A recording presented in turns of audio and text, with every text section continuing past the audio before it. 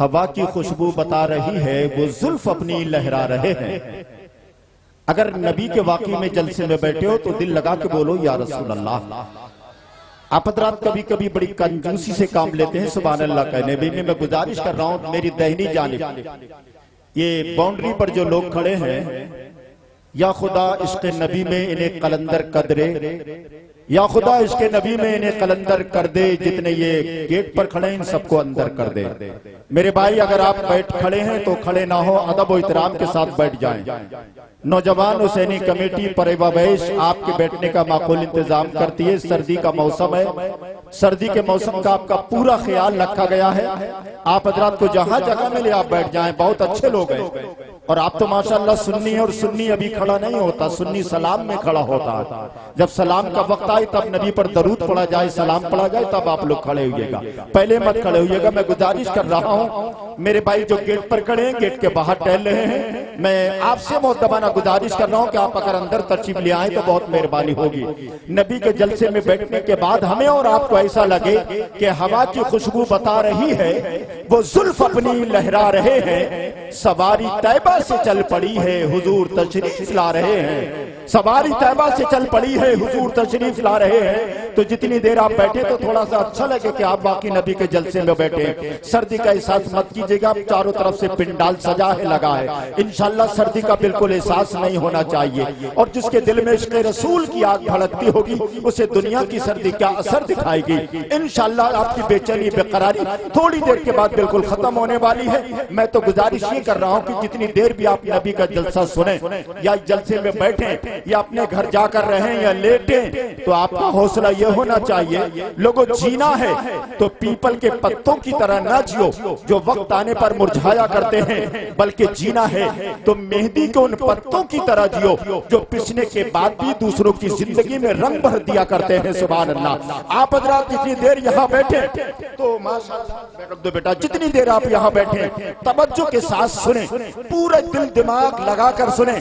जिस्म आपका परेवावैश की सरजमीन पर हो और दिलो जिगर आपका गुंबद खदरा की सुनहरी जालियों के करीब हो। आप इस अंदाज में जब नबी को जलसे को सुनेंगे तो यकीनी तौर पर आपकी जिंदगी में तब्दीली आएगी, आपकी जिंदगी का रंग बदलता नजर आएगा। सहाबा किराम रज़ी अल्लाह तआला अन्हु की जिंदगी का यह आलम था, जब वो बीमार होते थे ना तो शिफा के वास्ते नबी की नाज सुना करते थे। सुभान अल्लाह। जब वो परेशान होते थे दिल को चैन के लिए नबी की नाज सुनते थे।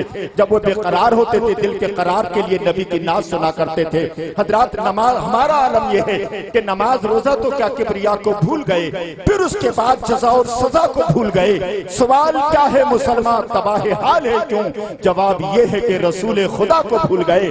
अमल से अपने मुकद्दर जहान पैदा कर, नई जमीन नया आसमान पैदा कर, खुद अपनी देख से सालिम का खात्मा होगा।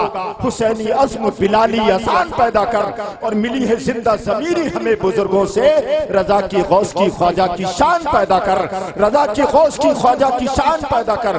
ख्वाजा गरीब नवाज रज़ी अल्लाह तआला अन्हु हिंदुस्तान में जब तशरीफ लाए तो यहाँ का हर कंकर शंकर बना था, लेकिन गरीब नवाज का करम देखो, मेरे गरीब नवाज ने उन शंकरों को कलमा पढ़ाकर मुसलमान बना लिया, सिर्फ अपने अमल से, अपने किरदार से। आज हम कितने दूर हैं अपने अमल से, अपने किरदार से। दुआ कीजिए परवरदिगार हमारी नई नस्ल को सिराते मुस्तकीम पर चलने की तौफीक अता फरमाए। अब थोड़ा सा नबी के नाम पर जबान खोलिए और हुसैन की मोहब्बत में मुस्कुरा के बोल दीजिए या हुसैन। एक मरतबा हाथों को उठाइए, बोलिए लब्बैक या हुसैन।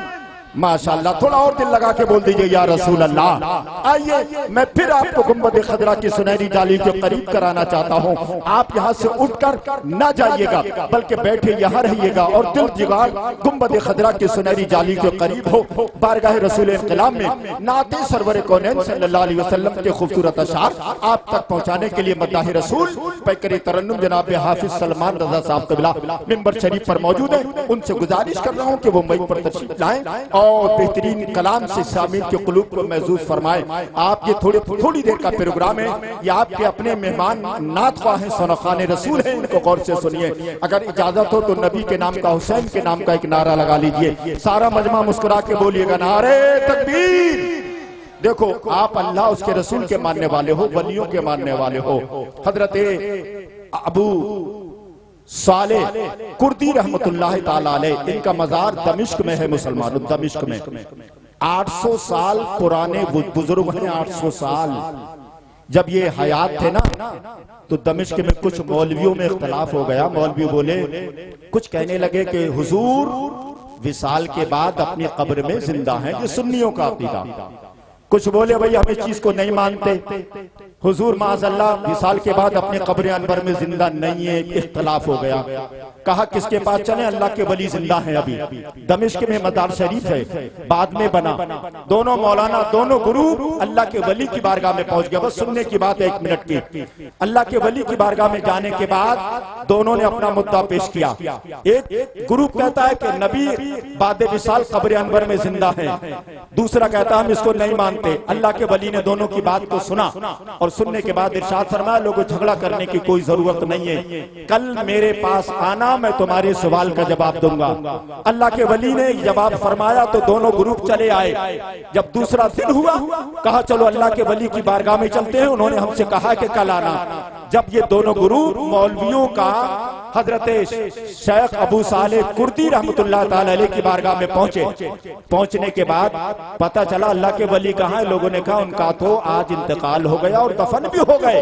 अल्लाह अकबर। कहा हम इस मकसद से आए थे, हमारा मकसद ये फौत हो गया। दोनों ग्रुप अल्लाह के वली की कब्र अनवर पर तशरीफ ले गए। जाने के बाद जैसी खड़े होकर सलाम किया, अस्सलाम वालेकुम या साहिबल मजार। तारीख बताती है मुसलमानों, हिंदुस्तान की आज उनकी कब्र को तकरीबन मजार को बने 800 साल का जमाना गुजर गया।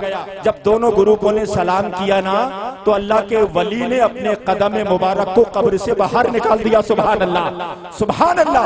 अल्लाह के वली ने कब्र से पैर को बाहर निकालने के बाद जवाब दे दिया, लोगों तुम नबी की बात तो बाद में करना, पहले गुलाम की हालत को देख लो। सुभान अल्लाह। जब उनके गुलाम मरने के बाद अपनी कब्र में जिंदा है तो नबी मोहतरम का आलम क्या होगा? सुभान अल्लाह।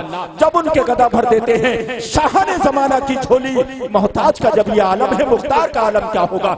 हजरत आप बाकी उन औलिया किराम से मोहब्बत करने वाले हैं तो दिल में औलिया किराम की मोहब्बत को लेकर बैठो और जितनी देर यहाँ से सुनो तो अच्छे अंदाज में सुनो ताकि आप अपने घर कुछ लेकर जाएं। आइए हम मौलाना सलमान का इस्तेमाल कर लें। मचल के बोलिएगा नारे तकबीर।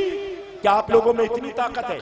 खाना खा के आए हैं ना, आप लोगों में इतनी ताकत, बायना बाजू बहुत मजबूत, दाहिनी तरफ दाहिना हाथ बड़ा कमजोर, ये बाउंड्री पर ये फौज की शक्ल में खड़े हैं। क्या आप भी हमारे खानदान से? आपने भी नबी का कलमा पढ़ा है?